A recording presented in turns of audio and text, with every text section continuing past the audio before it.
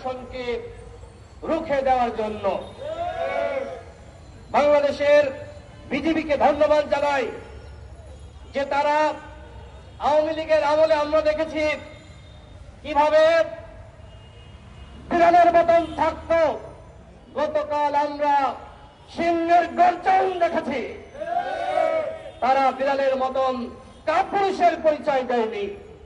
আমাদের স্পষ্ট কথা, গুলি চললে পাল্টা গুলি চালাতে হবে। আমার দেশের একজন নাগরিককে হত্যা করলে পাল্টা প্রতিশোধ দিতে হবে। এমনি এমনি ছাড় দিয়ে আর চলতুম না। এখন চালানো শিখতে হবে। কি চালানো শিখতে হবে? বন্দুক চালানো শিখতে হবে। বিজেপিকে বলবো,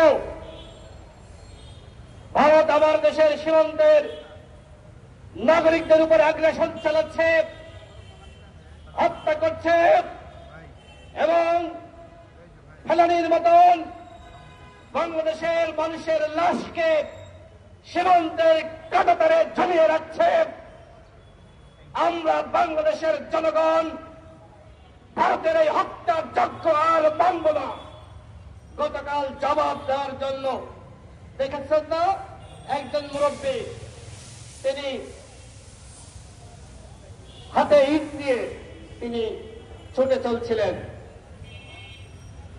সেখানে বিজেপি ঠেকিয়েছে, বাংলাদেশের মানুষ সেখানে লাঠি, খুন্তি, দা, ঝাঁটা, বারুণ নিয়ে জড়ো হয়েছিল।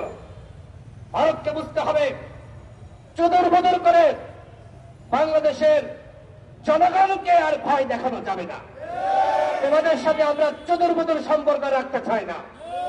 সম্পর্ক হবে ন্যায্যতার, ভালোবাসার, ভ্রাতৃত্বের। আওয়ামী লীগের সাথে তোমরা স্বামী স্ত্রীর সম্পর্ক তৈরি করেছিলে, তোমাদের স্ত্রী হাসিনাকে তোমরা নিয়ে গেছো। এখন সুখে থাকো, ভালো থাকো, সেই দোয়া করি। বাংলাদেশকে নিয়ে আর ফাইজলামি করিল না। এই ফাইজলামি আমরা আর মানব না।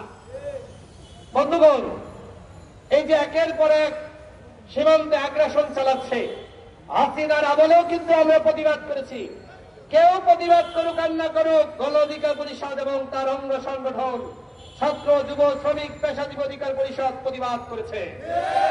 যখন খুনি রক্তচক্ষু ওই সন্ত্রাসী যার হাতে মুসলমান লিডারের রক্ত ওই নরেন্দ্র মোদী বাংলাদেশে এসেছিল, তখন সবার আগে সর্বপ্রথম প্রতিবাদ করেছে ছাত্র অধিকার পরিষদ, যুব অধিকার পরিষদ।